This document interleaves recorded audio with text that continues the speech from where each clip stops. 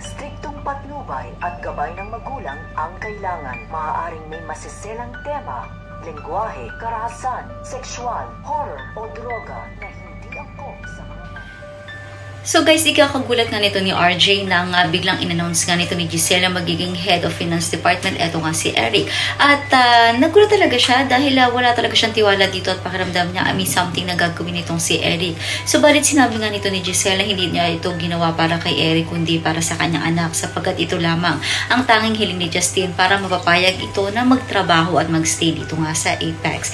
Ngunit ngayon natuwan-tuwa si Justin na nakapasok na siya sa loob ng Apex at sa buhay ng mga tanyag ay hindi daw niya ito gagawin para sa kanyang lolo kundi para sa ibang bagay. So isang malaking kalokohan nga yata talaga ang gagawin ng mag-ama nga Justin at eto nga si Eric. Samantala ramdam pa rin ni Annalyn ang sama ng loob ni Doc Carlos sa kanyang pagbabalik dito sa Apex. Subalit mapipigilan pa nga ba ito ni Doc Carlos na lumipat sa ospital ng kanyang ama? Yan ang dapat nating abangan dito nga lang sa Abot Kamay na Pangarap.